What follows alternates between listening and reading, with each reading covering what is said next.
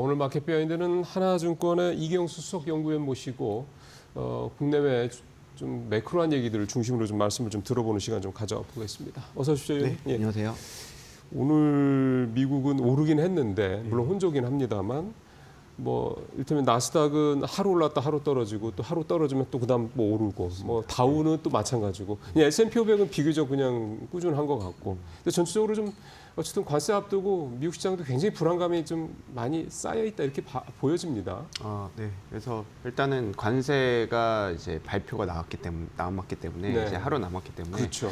기존의 그 가장 큰 악재였죠. 이 악재가 어느 정도 이제 해소되어 간다라는 이게 뭐 기대감이라고 볼 수는 없겠지만 악재 해소에 대한 어떤 그런 컨셉이 이제 뭐 일단 소문은 그러니까 일단 이제 소식 측면에서는 스케줄 측면에서는 그게 이제 어느 정도 해소가 된다라는 측면으로 첫 번째가 되는 것 같고 두 번째는 오히려요. 네, 그렇습니다. 그러니까 두 번째는 일단 뭐 경기 지표가 좋지가 않았습니다. 제조업 지표도 그렇고 고용 지표도 좋지가 않았습니다. 이것은 어느 정도 다들 이제 예상할 수가 있었던 부분이 그렇죠. 있고요. 그러면서 금리가 떨어졌습니다.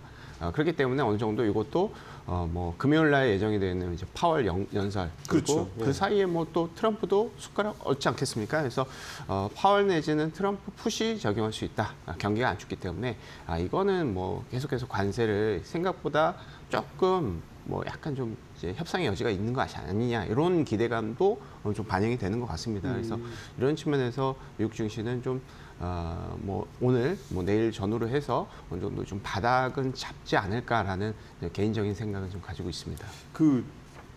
이게 결국 이제 관세 얘기를 좀 조금 더 해보면 월가에서 나오는 오늘 또 나왔던 얘기들 좀 들어보니까 이제 한 세 가지 시나리오가 나온다고 하더만요. 이제 뭐 여러 가지 있겠습니다. 그 중에 이제 제가 좀 귀에 들어왔던 거는 그러니까 시나리오 1은 한 30% 이상 때릴 거야. 아주 세게.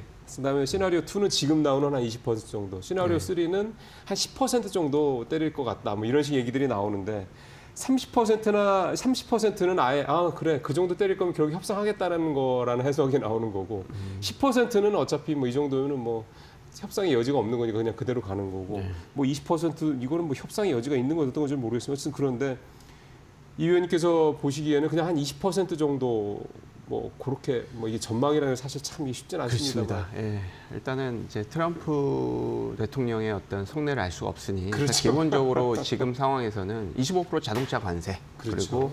그리고 중국 20% 관세 그리고 상호주의 관세 이런 것들이 이제 핵심일 것 같습니다. 그래서 네. 기본적으로 궁극적으로는 미국은 일단은 이제 두 가지를 노리고 있다. 첫 번째는 이런 식으로 관세에 대한 협박을 하면서 자국의 이제 공장을 계속 유치를 할 그렇죠. 것이다. 그러면서 네. 기존에 계속해서 그런 얘기가 많이 나와요. 그러니까 미국이 제조업을 이제 부흥시키겠다, 제조업 강국이 되겠다라는 그런 것들을 계속해서 좀 언론을 통해서 얘기를 하고 있습니다. 또 트럼프 정부 계속 얘기를 하고 있는 상황이기 때문에 이런 측면에 어떤 이제 중장기적인 어떤 플랜을 가지고 있다 이렇게 보시면 될 것 같고 두 번째는 뭐 잘 아시겠지만 계속해서 이제 관세를 하면서 그리고 금리는 이제 계속해서 낮추면서 어떻게 보면 이제 미국의 이제 흑자 전환을 노리겠다. 내가 이제 미국의 대통령 역대 대통령 중에서 무역 적자 지금 한 1,300억 달러 그렇죠. 정도 되는데 요거를 이제 줄이는 최초 대통령이다. 라는 식으로 명분을 만드는 작업을 할 것 같습니다. 그래서 지금은 사실 트럼프 집권 초기이기 때문에 그렇게 사실은 이렇게 지지자들의 어떤 눈치를 볼 필요는 없습니다. 그렇죠. 그러니까 네. 본인들이 하고 싶은 어떤 그 플랜에 거의 집중을 하는 뭐 주식이 떨어지더라도 뭐 그런 측면으로 중장기적인 어떤 확고한 플랜 이 두 가지가 있기 때문에 사실은 이 관세에 대한 우리가 시장 참여자들이 관세 아주 설마 저렇게 하겠어? 라고 얘기를 하지만 실질적으로 저는 관세는 계속해서 중장기적으로 갈 수밖에 없다라고 생각이 들거든요. 일단은 뭐 설령 이 흑자 전환이 되지 않고 그 전에 뭐 미국 경기가 부러지고 글로벌 경기 침체가 오는 한이 있더라도 일단은 그 중간에 이렇게 턴어라운드를 시킬 수는 있겠지만은 일단은 그 두 가지 목표는 확고하다. 이렇게 저는 보고 있습니다. 지금 피터 나바로라는 사람, 그러니까 이게 트럼프 일기 때도 이 사람이 그때 이제 USTR 대표였었나요? 하여간 그때도 하여간 이 통상 쪽에 하여간 굉장히 중요한 위치했던 사람. 이번에 이 양반이 지금 이제 백악관 쪽에서 그런 고문 역할을 하는데 이 양반 얘기는 이 양반은 이제 최대 소위 말하는 이제 관세 매파라고 보통 얘기하는 사람인데 이거 관세 20% 부과하면 자동차에서 연간 1,000억 달러, 그다음에 다른 데서 해가지고 연간 한 7천억 달러, 그래서 10년간 7조 달러 관세 확보할 수 있다. 이렇게 얘기를 하는데 뭐 그렇다고 치고요. 근데 사실 이게 관세가 부과돼서 미국은 수입을 그만큼 미국에 뭐 국가적으로는 뭐 수입이 들어올 수 있긴 한데 결국 이제 세금이나 마찬가지인 거니까 세금이니까. 근데 이렇게 되면 결국 인플레가 또 이렇게 그만큼 또 부담이 되는 거 아니겠습니까? 맞습니다. 그렇게 예. 되면 수입이 늘어나서 미국의 재정 적자를 줄이는 데는 혁혁한 공을 세울 수 있을지 모르겠으나 네. 결국 미국의 인플레를 자극을 해서 그에 또 다른 부작용을 낳을 수 있는 게 아니냐 이런 생각을 좀 해볼 수가 있을 것 같아서요. 일단은 인플레 같은 경우는 사실 심리가 중요하다고 보고 있고요. 그렇죠. 그리고 이제 그 주거비라든지 유류비가 상당히 중요한데 국제유가는 상당히 좀 낮춘 상태로 계속 압박을 할 것 같고요. 네. 계속해서 공격을 많이 시키는 것이기 때문에 기본적으로 좀 사전 작업이 어느 정도 됐다. 예. 그러니까 뭐 일단은 유가, 그 인플레이션에 대한 우려가 있을 것 같기 때문에 기본적으로 네. 이런 식으로 이제 뭐 지금 뭐 원전 얘기도 나오고 석탄 얘기도 나오고요. 에너지 쪽으로 에너지는 계속해서 공급 과잉을 이제 시켜놓고 이거를 이제 다운 시키는 거죠. 그리고 금리도 이제 어느 정도 계속 이제 낮은 상태로 좀 유지를 시킬 것 같고, 그리고 심리 자체가 경기가 안 좋을 거라는 그런 지금 심리가 상당히 많잖아요. 그럼 이런 상황에서 사실은 인플레이션이 잘 오지가 않습니다. 이런 측면에서 그렇죠. 기대 인플레이션으로 그렇죠. 인플레이션이 올 거야 그러면서 소비를 이제 빨리 땡기는 그런 심리 때문에 전체적인 경기가 물가 지수가 올라가는 측면으로 되는데, 사실은 저는 인플레에 대한 어떤 우려보다는 침체 우려가 좀 더 클 수 있어서 오히려 금리는 하방 압력이 계속해서 작용을 하는 것이 아닌가. 오늘 이제 금리도 좀 떨어진 것처럼. 예, 오늘 국채 금리가 4.1%까지 떨어졌대요. 10년물이. 그러니까 지금 위원님 말씀하신 대로 인플레에 대한 우려보다는 오히려 경기 침체의 우려가 지금 더 우위에 있는 상황이 돼버렸다. 저는 그런 것 같습니다. 그러니까 그게 금리가 떨어지는 거. 그러면 충분히 좀 이게 앞뒤가 맞는 말씀이기 좀 하네요. 이제 그러다 보니까 미국 증시가 이제 좀 꺾이는 게 아니냐라는 얘기들이 계속 나오네요. 이렇게 되면은 지금 사실 스태그플레이션 얘기까지 나올 정도면 미국 증시가 계속 마냥 뭐 이렇게 좋은 상황으로 갈 수는 없지 않겠느냐 이런 얘기도 나오는데, 위원님께서도 좀 미국 증시가 이렇게 계속 상방으로 가기는 어렵다고 보시는 편이세요?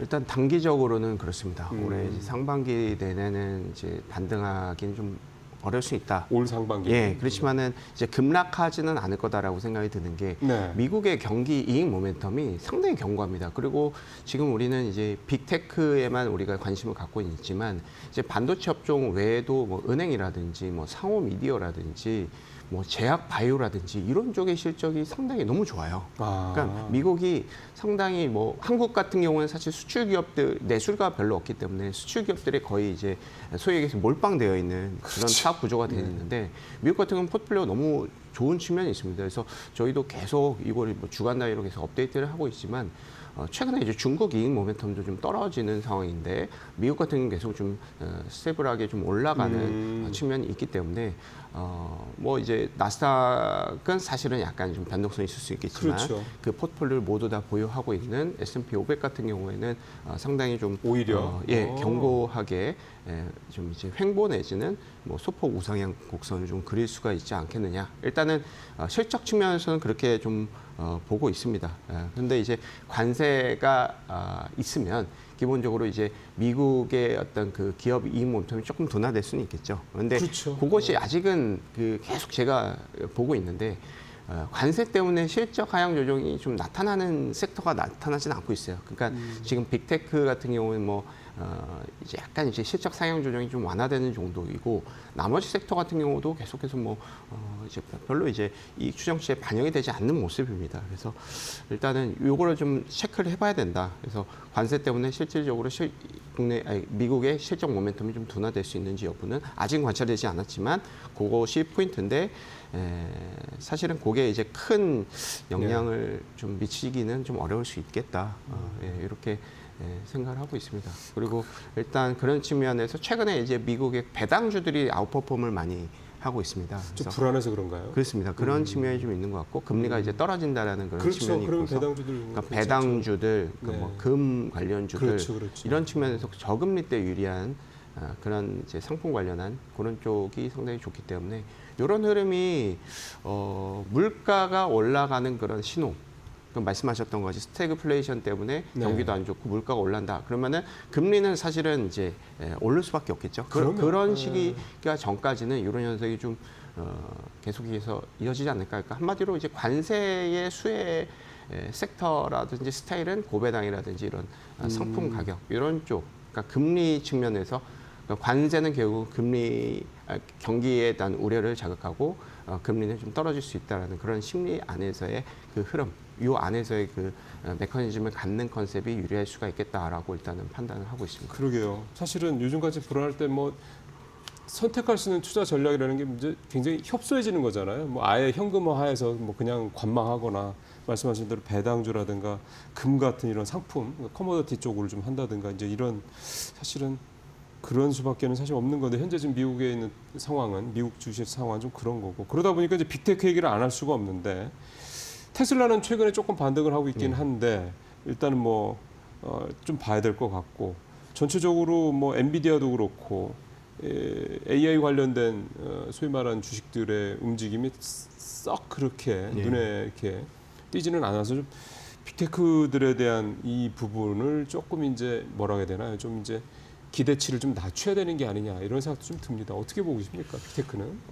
빅테크가 뭐 결론적으로는 망하지는 않을 거다 이렇게 생각은 하고 그거는, 있는데 네, 당연한 그렇죠. 네. 당연한 얘기지만 일단은 이제 빅테크 같은 경우에는 일단 관세에 대한 우려 분명히 있겠죠. 그러니까 중국 부품이라든지 예. 본인들이 이제 중국한테 관세를 부과하는 만큼 당연히 이제 비싼 가격에 이제 들어와야겠죠. 수입품을 네. 갖다가 그런 측면에서 원가 부담이 있을 수도 있겠다. 그리고 너무나도 잘 아시겠지만 딥시크 이후에 이제 원가에 대한 어떤 그러니까 엔비디아가 너무 비싸다라는 얘기가 되는 그렇죠. 거죠. 네. 소프트웨어 입장에서는 그러면은 다른 이제 경쟁자들의 어떤 이제 GPU라든지 이런 이제 소스를 많이 사용할 수가 있는 것이고 그런 측면에서는 사실은 이제 엔비디아라든지 이런 빅테크 기업들도 기존에 이제 콧대가 셌다가 어느 정도 그렇죠. 가격을 좀 낮출 수가 있을 것이다.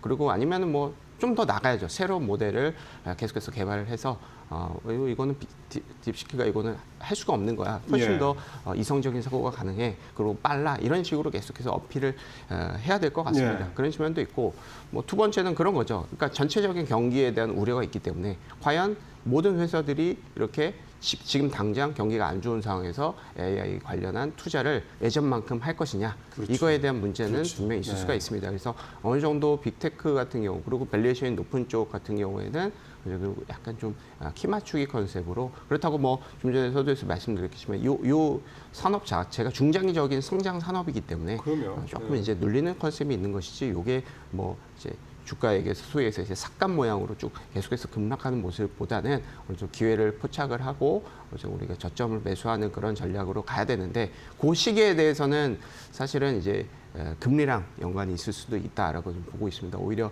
금리가 떨어지는 그런 컨셉보다는 좀 반등을 하고 고배당이라든지 이런 금 관련주들이 좀 안 좋은 상황에서 그런 쪽에 대한 성장 모멘텀이 좀 이제 부각이 되는 그런 프리미엄이 부각되는 그런 시기가 되지 않을까. 타이밍은 그렇게 좀 보고 있습니다. 이게 참 그러니까 쌀 때 사고 비쌀 때 팔고 이렇게 이제 들어갔다 나왔다 하는 이런 식의 전략 이게 사실은 일반 투자자분들이 이렇게 뭐 직장 다니면서 또는 본업을 하면서 이렇게 하기가 쉽지 않지 않습니까? 그러다 보니까 우리가 미국 시장 주식을 좋아하는 이유 중에 하나는 차트가 그냥 꾸준히 물론 중간에 이렇게 왔다 갔다 하더라도 꾸준히 우상향하는 거. 그러니까 갖고 있으면 장기 투자를 해도 좀 덜 걱정되는 거 뭐 이런 것들이 큰데 요즘 빅테크주들 보면은 미국 주식도 장기 투자한다라는 이게 좀 부담스러운 거 아니야 이런 생각 드실 것 같아서 지금 예를 들어서 뭐 테슬라나 또는 뭐 엔비디아 이런 주식을 갖고 계신 분들도 아직 많이 계시지 않습니까? 뭐 팔았다고는 하지만 이런 분들은 그러면 지금 상태에서는 그냥 갖고 계시는 게 조금 그리고 약간 잊고 계시는 게 좀 속 편한 거죠 따져보면. 오히려 그게 나을 수 있을 것 같고 네. 그리고 뭐 이제 전문가분들이 많이 나와서 얘기를 하겠지만 그렇기 때문에 이제 그 금리라든지 채권에 대한 이제 프리미엄이 나타나는 거거든요. 그렇죠, 그러니까 그렇죠. 금리가 떨어지느냐 올라가느냐 이것이 전 세계적인 유동성의 위험 선호, 안전 선호를 결정하는 핵심적인 지표입니다. 그러다 보니까 채권을 어느 정도 가지고 있으면 특히나 이제 미국 부채를 어느 정도 매수를 하고 있으면 이게 어느 정도 해치를 할 수가 그렇죠. 있다는 측면에서 네. 오히려 저는 지금 상황에서는 이제 금리 상품이라든지 이런 쪽이 좀 괜찮을 수가 있을 것이다. 이것도 이제 해치 차원일 수는 있겠습니다. 그러면서 빅테크가 뭐 급등을 할 때는 또 채권이 또 이제 올라가면서 가격이 떨어지겠죠. 그럴 때는 조금 일부 정리하고 네. 그래서 지금 상황에서는 뭐 빅테크를 확 정리를 한다라기보다는 어느 정도 중장기적으로 가지고 간다는 생각을 가지고 계셨다면 보유를 하고 오히려 이제 금리 상품을 통해서 네. 해치를 하는 전략이 현재로서는 현명한 선택이 아닐까 이렇게 생각이 듭니다. 예, 그런 면에서도 참 이게 우리가 이제 테슬라나 엔비디아나 이런 개별 종목들 레버리지 투자하시는 분들도 좀 많으신데 장이 이렇게 참 변동성이 커지면 레버리지 투자하는 거는 정말 이게 수익이 많이 날지도 있겠지만 그건 워낙에 또 손실이 커지는 거기 때문에 이런 부분들은 좀 하여간 요즘 같은 때는 참 어렵다라는 생각이 좀 드는군요. 자, 이제 우리 시장 얘기로 좀 넘어오겠습니다. 어제 이제 현재 선고 기일도 잡히고요. 근데 별로 시장에서는 예를 들어 환율이 1,470원 넘다가 살짝 1,469원인가요? 8원까지 살짝 더 다시 또 올라가대요. 네. 그러면은 결국은 시장에서 이 정치적 불확실성보다는 우리 시장은 관세 쪽을 더 높게 보고 있는 거다. 이렇게 봐야 되는 겁니까? 아무래도 그렇다라고 볼 수가 있을 것 같습니다. 예, 그러니까 뭐 이제 슬픈 얘기지만 한국 같은 경우 이제 내수가 이렇게 약하죠. 이렇게 예. 좋지가 않기 때문에 맞습니다. 수출 경기에 영향력을 많이 미칠 수밖에 없는 것 같습니다. 네. 예, 그런 측면이 좀 있는 것 같고요. 그리고 이제 지금 국내 기업 이익 자체가 이제 1분기에 저희 이제 영업이익 같은 경우는 한 66조 원 정도 예상이 됩니다. 이 수치는 YOY로 계산하면 0% 내지는 1%고요. 2분기로 가면은 이제 역성장이 이제 시작이 될 수가 있습니다. 예. 그러면은 이제 어떻게 보면 한국의 이익 모멘텀 자체가, 그러니까 한국의 코스피 지수가 사실은 한국의 분기별 YOY 영업이익 증가율하고 상당히 좀 비슷하게 움직였습니다. 그래요? 근데 지금 이제 YOY 증가율이 좀 툭 떨어지고 예. 2분기는 더 떨어질 것이라고 예상이 되는 상황이기 때문에 이거에 대한 리스크가 좀 많이 반영이 되는 것 같아요. 예. 실질적으로 이런 이제 흐름이 나타나게 된 계기는 이제 삼성전자입니다. 하이닉스는 사실은 분기별로 보면 가장 매출이라든지 영업이익 순이익이 가장 많이 나오는 맞아요. 네, 현재 기업이 그렇죠. 되는 거고요. 네. 이제 그런 측면에서 이제 역전이 됐습니다. 지난 이제 4분기에. 그래서 삼성전자가 회복할 수 있는지 여부, 이게 저는 이제 핵심적인 이제 관전 포인트다라고 생각을 하고 있습니다. 그래서 지금은 전체적인 무슨 정치적인 불확실성 이런 것들을 분명히 중요하겠지만 예. 외국인 특히나 외국인 투자 같은 경우는 한국의 기업 이익 모멘텀이 좀 떨어지는 현재 컨센서스에서 여기서 추가적으로 관세를 받게 되면 이것이 조금 더 하향 조정이 되지 않느냐라고 생각을 하시면 결국은 외국인들 입장에서는 올해는 좀 이제 한국이 전체 연간으로 보면 지금은 한 15% 정도 성장으로 예상이 되지만 이게 역성장까지도 갈 수도 있겠다라고 어느 정도 이제 밸류에이션이 될 수도 있을 것 같습니다. 그러니까 나쁘게 생각을 한다면 그렇게 생각하시는 분도 계실 수가 있다라는 얘기가 되겠고요. 그렇죠. 그런 측면에서 보면 한국 기업 지금 이제 주가가 PBR 0.8배로 싸긴 싸지만 이거를 또 위로 베팅하기가 좀 애매하고 그렇다고 또 이것을 좀 더 그러니까 실적이 하향 조정이 되는 것을 보고 좀 아래로 베팅하는 그런 컨셉이 있기 때문에 그리고 또 지금은 공매도도 다시 재개가 됐습니다. 그래서 공매도 첫날 지금 1.7조 원 정도 공매도가 늘어났고요. 네. 그리고 전일 같은 경우에는 아직 집계가 되진 않았지만은 그래서 뭐 5천억에서 뭐 7천억 요 정도로 저희 예상을 하고 있습니다. 공매도 잔고도 엄청나게 늘어나는 그런 상황에서 지금 상황에서 어떤 뭐 정치적인 불확실성이 해소가 된다는 것은 금융 참여자들이 아직까지 잘 네. 느끼고 체감하지 않는 상황이 아니에요. 근데 이제 이게 어느 정도 선고가 되고 나서는 조금 좀 달라질 수도 있다 이렇게 좀 생각을 하고 있습니다. 그럼 저도 좀 여쭤보려는 게 그건데 예를 들어 정치적 불확실성이 이제 선고해서 이제 이를테면 이제 탄핵으로 결정이 나서 대통령이 이제 내려오고 뭐 조기 대선 이제 뭐 5월 말이나 6월에 이제 실시될 거 아니겠습니까? 이제 그런 이제 한국에 이제 어떤 그런 정치적 변화가 이제 생길 건데 지금 말씀하신 대로 기업들의 영업이익률 자체가 YOY 이제 전년 대비 기준에서 그렇게 별로 기대치가 높지 않다고 그러면 이제 그건 우리 펀더멘털인 거고 정치적 불확실성은 어떻게 보면 일시적인 단기적인 어떤 그런 이벤트인 거고 그럼 결국은 뭐 우리가 뭐 정치적 불확실성 해소가 되더라도 환율도 그렇지만 주시장도 시장이 이렇게 딱히 이렇게 좀 올해 뭔가 이렇게 좀 드라마틱한 그런 모습을 보일 거라고 기대하기에는 굉장히 좀 어렵네요. 맞습니다. 그래서 일단은 지금 이제 환율이 제일 문제잖아요. 그렇죠. 환율은 저는 이제 개인적으로는 환율은 뭐 1,470원이 넘었지만은 중장기적인 우상향이다. 이렇게 좀 보고 그럼에도 있습니다. 불구하고. 예, 그렇게 볼 수밖에 없는 게 네. 일단은 이제 미국이 관세를 부과를 하지만 미국 기업 이익만 나빠지는 건 아닙니다. 사실은 타국의 기업 이익은 더 나빠지고 경기는 더 안 그렇죠. 좋아질 겁니다. 그렇죠. 미국 같은 경우에는 그 공장이라도 유치하고 제조업이라든지 고용 지표라든지 살릴 수 그걸 있는 유지를 수가 할수 있는데 있지만, 예. 다른 국가는 그냥 다 뺏기는 겁니다. 맞습니다. 그 내수의 어떤 그 여지를 그렇기 때문에 어떻게 보면 이후 지금 관세 폭탄 돌리기는 달러 인덱스의 상승을 유발할 거다라고 좀 보고 있습니다. 네. 상대적인 컨셉이잖아요. 유럽이라든지 아시아 국가보다 미국이 덜 나빠진다면 이거에 대한 이제 반영이 되는 측면이 이제 달러 측면도 있을 수가 있고, 두 번째는 또 이제 뭐 통화 정책이라든지 재정 지출이 상당히 좀 짠돌이가 됐어요. 그러면서 계속해서 흑자 전환을 얘기하고 무역 수지 미국의 그 많은 그 부채 규모를 좀 줄이겠다라는 네. 얘기를 중장기적인 플랜으로 내걸고 있다는 거죠. 그렇기 때문에 달러 풍기화는 계속 지속이 될 수밖에 없다. 펀더멘털 측면에서 상대 우위, 그리고 달러에 대한 어떤 통화에 대한 유동성이 계속 축소가 된다라는 측면.